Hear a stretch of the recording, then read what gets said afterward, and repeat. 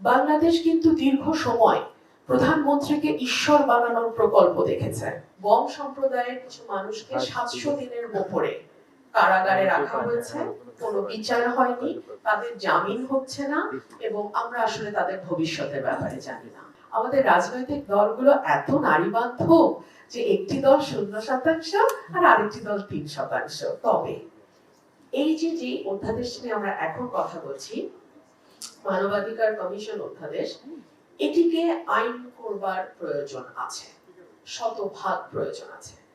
আমরা এমন একটা সমাজে, এমন একটা রাষ্ট্রে, এমন একটা সময়ে বাস করছি যেই সময়ে বাংলাদেশে নারী, ধর্মীয়ভাবে সংখ্যালঘু, আহমেদিয়া সম্প্রদায়, আদিবাসী জনগোষ্ঠী, শ্রমজীবী মানুষ, তাদের প্রত্যেকের নাগরিক অধিকার অত্যন্ত সংকুচিত এবং বেশিরভাগ ক্ষেত্রে সেটা হুমকির মুখে।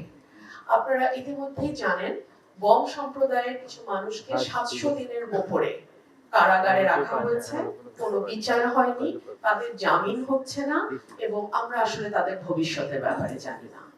গত 2 দিন আগে আমি গণমাধ্যমে দেখলাম মধুপুরে আদিবাসী সম্প্রদায়কে উচ্ছেদ করবার জন্য তাদের উপর হামলা চালানো হয়েছে।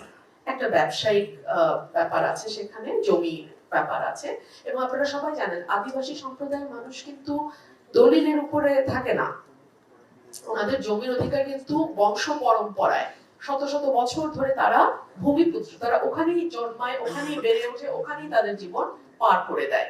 সো তাদের কাছে দলিল থাকবার কোনো কারণ নাই। কিন্তু তারপরে আমরা দেখেছি রাষ্ট্রের নির্মমতা, আমরা দেখেছি নারীদের উপরে সহিংসতা। এটা তো আর বলার অপেক্ষাই রাখে না, তাই না? আমাদের রাজনৈতিক দলগুলো এত নারীবান্ধব যে একটি দল 0% আর আরেকটি দল 3%।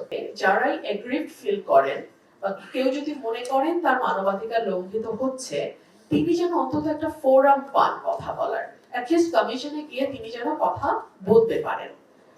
আমার দ্বিতীয় যে অবজারভেশন, সেটা হচ্ছে বাছাই কমিটি, কারা আসলে চেয়ারম্যান এবং কমিশনের শূন্য পদগুলোতে যাবেন। এটা খুব ভারসাম্যপূর্ণভাবে তৈরি করা হয়েছে। এখানে প্রধান বিচারপতি কর্তৃক আপিল বিভাগের একজন বিচারক থাকবেন, তিনি সভাপতিত্ব করবেন। জাতীয় সংসদের বিরোধী দল থেকে একজন সাংসদ এবং সরকার দলীয় দল থেকে একজন, বিশ্ববিদ্যালয় থেকে একজন অধ্যাপক, একজন নাগরিক প্রতিনিধি, একজন সম্পাদক মানে পত্রিকা সাংবাদিক, এবং আরেকজন ক্ষুদ্র নৃগোষ্ঠী বা আদিবাসী সম্প্রদায়কে রিপ্রেজেন্ট করে। আমি জানি না এই সরকার এটি কতটুকু অ্যাজ ইট ইজ রাখবে, কিন্তু আমার মনে হয় যে এই যে একটা ভারসাম্যপূর্ণ বাছাই কমিটি, এটাকে এভাবে রাখলেই ভালো হয়। এবং আমি আমার পূর্ববর্তী বক্তার কথা খুব মনোযোগ দিয়ে শুনছিলাম। বাংলাদেশ কিন্তু দীর্ঘ সময় প্রধানমন্ত্রীকে ঈশ্বর বানানোর প্রকল্প দেখেছে। প্রধানমন্ত্রী কোনো ভুল করতে পারে না, প্রধানমন্ত্রী ঈশ্বর, বাকিরা সবাই খুব দুষ্ট, সবাই প্রধানমন্ত্রীকে ভুল বোঝায়, সবাই প্রধানমন্ত্রীকে দিয়ে ভুল কাজ করায়, সবাই প্রধানমন্ত্রীকে দিয়ে ভুল কথা বলায়। আমরা যেন ওই ট্র্যাপে আর না পড়ি। আমরা সবাই মানুষ, ওটার মাধ্যমে প্রধানমন্ত্রীর মানবাধিকার লঙ্ঘিত হয়, তাকে যদি এভাবে তুষ্ট করা হয়। মানবাধিকারটা তখন লঙ্ঘিত হয় যখন আমরা আকাশ থেকে হঠাৎ করে ধুম করে নিচে ফেলে আছড়ে ফেলে দিই।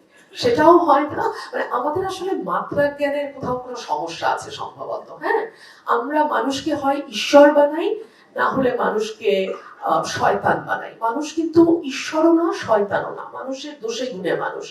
আর প্রধানমন্ত্রীর it's an office, let's deal it professionally, তাই না? এবং আমার মনে হয় তাহলেই দেশে ভারসাম্য থাকবে এবং সকলেরই তাতে মঙ্গল হবে।